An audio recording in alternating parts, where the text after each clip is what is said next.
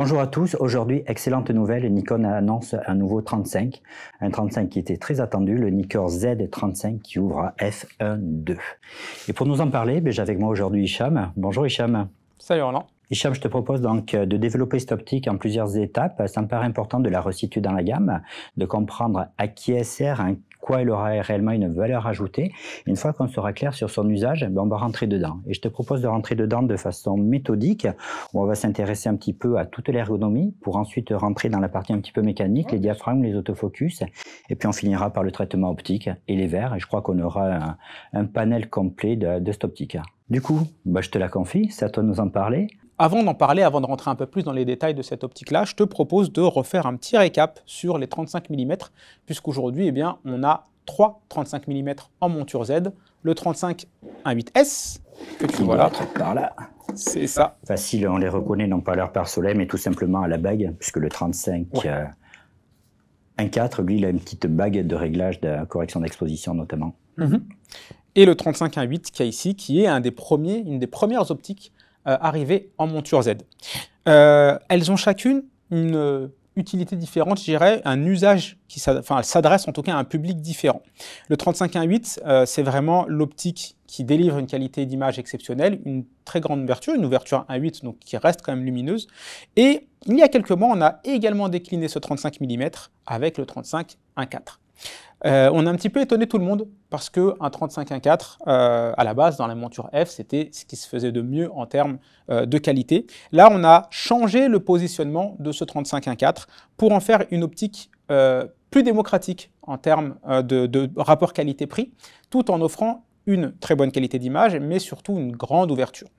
Et pourquoi on a fait ça avec le 1.4 ? Parce qu'on avait de la place pour le fameux 1.2. Qui aujourd'hui représente la quintessence de ce que peut faire une optique Z avec cette fameuse plus grande monture que la monture F et le meilleur 35 mm jamais conçu par Nikon.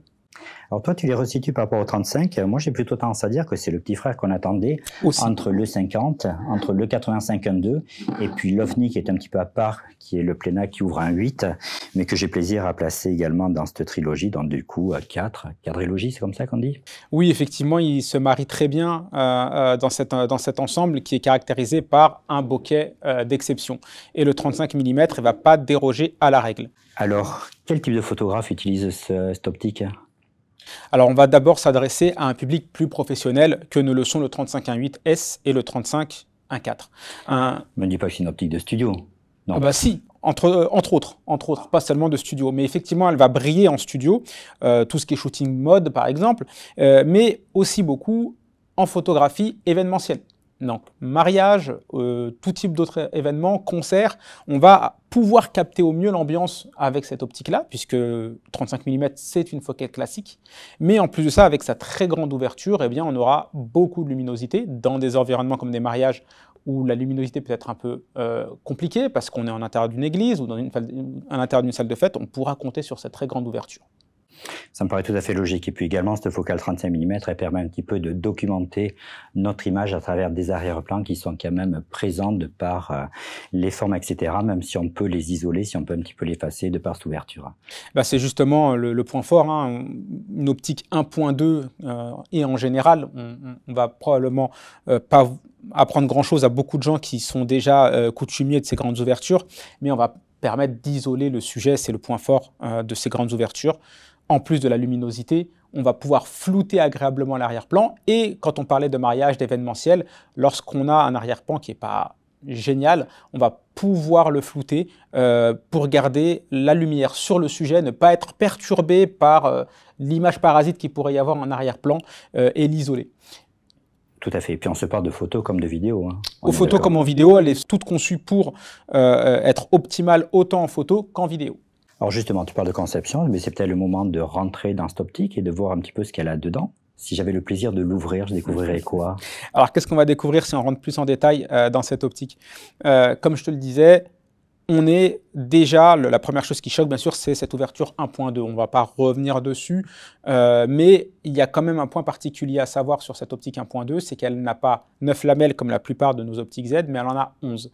Et le fait d'avoir 11 lamelles, eh bien, ça va produire un bokeh qui est extrêmement doux, extrêmement naturel, et autant en arrière-plan qu'en avant-plan, le fait d'isoler ce sujet avec un bokeh aussi fluide, aussi doux, eh bien, ça va lui donner une impression presque tridimensionnelle à notre image. C'était déjà le cas avec le 50 et le 85.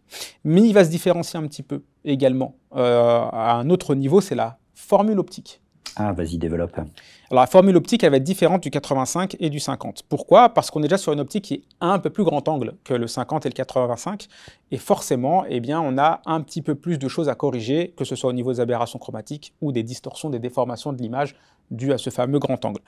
Et comme on est sur une optique de tous les superlatifs, comme on l'a dit, le meilleur 35 jamais conçu par Nikon, eh bien, on se devait d'avoir pas seulement une très bonne luminosité, mais aussi une qualité d'image qui est irréprochable. Alors, quel est le secret de cette qualité d'image? Eh bien, dans cette formule optique, on a 17 éléments en 15 groupes, et pas n'importe lesquels. On aura 3 lentilles asphériques, 3 lentilles en verre ED, et également, cerise sur le gâteau, une optique, enfin un verre qui sera à la fois et asphérique et ED. Ou alors là, tu vas venir. C'est quoi sphérique, c'est quoi ED? Les lentilles asphériques, de par leur forme, vont permettre justement d'éliminer les distorsions de l'image. Et les verres ED? Les verres ED, donc ED pour Extra Low Dispersion. Ces lentilles en fait vont permettre de corriger les aberrations chromatiques. Ce sont par exemple les franges colorées qui peuvent être très disgracieuses qu'on va avoir lorsqu'on a beaucoup de contraste sur son sujet et sur le fond. Ça va faire des petites franges colorées violettes ou bleues, etc. autour du sujet. Et avec ça, on est sûr de ne pas les avoir. Ok, donc là, si je résume, j'ai les groupes optiques, tu m'as parlé du diaphragme, ça me paraît logique, tu me parles un peu de l'autofocus avant de parler du traitement des lentilles. Bien sûr. Donc l'autofocus, on en parle beaucoup pour des objectifs de sport ou animaliers, parce qu'on se doit d'avoir de capturer le sujet de façon très rapide et très précise. Mais ça vaut aussi pour ce 35-1.2. Et on a 2 moteurs STM, 2 moteurs pas à pas, qui sont non seulement très silencieux, mais également très rapides et très précis. Et pourquoi c'est important sur une optique comme ce 35-1.2? C'est qu'avec cette très faible profondeur de champ, avec cette très grande ouverture, eh bien c'est plus compliqué de faire une mise au point précise sur le sujet. Et grâce à cet autofocus multigroupe, eh bien on va pouvoir faire une acquisition du sujet rapide, précise et silencieuse. Et on est d'accord que tout ça, ça s'additionne aux capacités des autofocus des différents boîtiers, bien évidemment. Et c'est vrai que ça me fait penser, parce que j'étais au JO, on s'est rendu compte qu'il y avait ceux qui travaillaient les zooms 70-200-8 classiques, et on a eu toute une frange de reporters qui nous ont demandé à tester du 135, nous ont demandé à tester du 85, justement, parce que ces optiques qui ont une écriture particulière, qui ont un style un petit peu particulier, et très souvent, on peut être aussi dans l'action, dans le sport, mais vouloir documenter et avoir des images qui seront exposées derrière. Et je trouve que c'est important, ce genre d'ouverture et ce genre d'optique, pour trouver son style. Ouais. Bien sûr, sur ce type d'usage, on peut faire du reportage. Le 35 mm, c'est aussi l'optique de reportage. Et y compris en sport, quand on est dans des sports en intérieur, avec des lumières qui sont compliquées, où on a obligé d'habitude avec d'autres types d'optiques de monter très fort en ISO, eh bien, avoir la possibilité de faire du reportage avec cette très grande ouverture, ça ouvre les possibilités créatives. Ok, donc je résume. C'est rapide, son ouverture permet potentiellement d'effacer au maximum des arrière-plans, et par contre sa focale permet de documenter quand même l'image et de ne pas isoler un simple sujet. On se parle un petit peu du traitement des lentilles? Il y en a plusieurs, et c'est là qu'elle va aussi se différencier. C'est la seule du trio qui aura 3 traitements au lieu de 2. Comme c'est le cas pour le 50 ou pour le 85. Et ces traitements, ils vont arriver en renfort de justement cette construction optique. Donc on aura le traitement nanocristal. Donc il est très connu ce traitement-là, il était déjà dans nos verres d'optique en monture F. Alors même s'il est connu, tu vas quand même nous rappeler à quoi il sert. Les nanocristal, alors ce sont des traitements anti-reflet qui vont aussi limiter le flair et les problèmes de lumière parasite. Le traitement nanocristal, il est particulièrement efficace sur la lumière incidente qui vient en diagonale.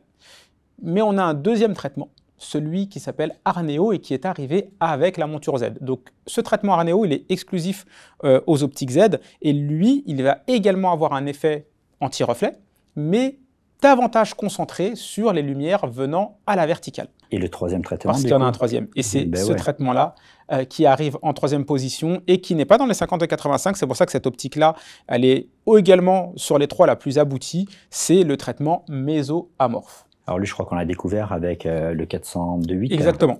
Donc c'est un traitement très haut de gamme qui avait été inauguré avec le 400 mm 2.8 et qui va permettre également d'avoir un effet anti-reflet, anti-lumière parasite, mais cette fois-ci, il va avoir un impact sur les lumières, quelle que soit la direction de ces lumières-là. Donc c'est particulièrement utile quand on a plusieurs sources lumineuses au même endroit, de sources différentes, et on va là vraiment parachever le traitement anti-reflet pour avoir une image nickel, vraiment très propre, dès la sortie du capteur, y compris dans des expositions complexes, par exemple en contre-jour également, où là, vous pourrez shooter en contre-jour et avoir une image qui est très homogène, sans lumière parasite. Donc 3 traitements de verre très haut de gamme, nanocristal, l'Arneo et le Mesoamorph. On éclaire un petit peu sur l'optique. Par contre, je crois qu'elle se personnalise également, parce que si j'ai bien vu, on a 2 bagues. Yes. On a une série de bornes à pointe de boutons, on a la touche LFN, LFN2, 2 boutons, un curseur manuel autofocus, très intéressant.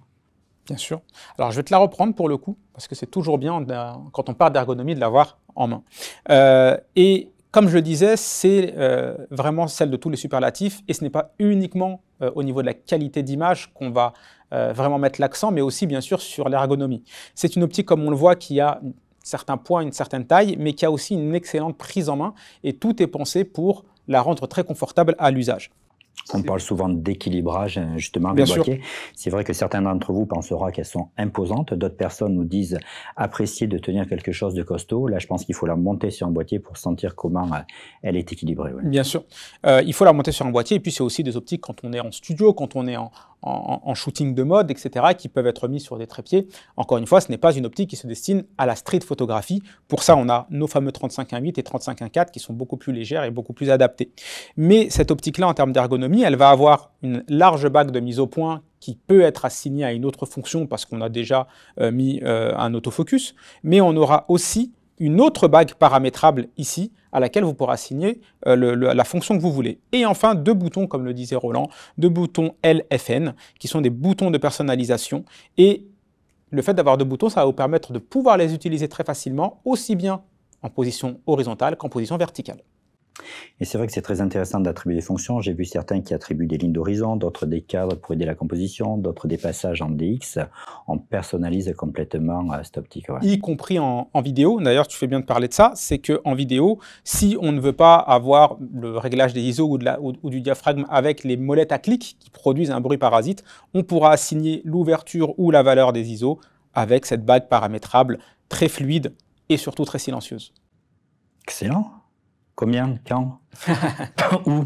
Ce Nikon Z 35 mm 1.2 sera disponible à partir du 27 février 2025 au prix estimé TTC de 3 249 €. Je vous assure, donc c'est vraiment une très très belle optique. On vient de jouer avec et réellement ça bluffe et j'espère que vous aurez le même plaisir de la découvrir, de la tester, d'écrire avec. Et pour ça, je vous invite tout simplement à pousser la porte de votre magasin préféré, à regarder s'il est en stock et à la prendre en main en demandant à avoir une démonstration. Merci à tous. On l'essaye, on regarde un petit peu ce que ça donne. Allez, c'est parti. Allez, un petit Z8 configuré en vidéo et puis on va la découvrir.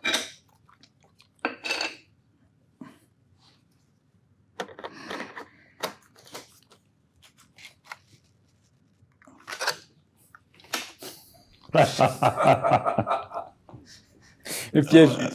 C'est bien ça. Non, mais c'est bien ça. Tu veux qu'on le refasse? Bah ouais, carrément, ouais. C'est drôle. Moi, je le regarde.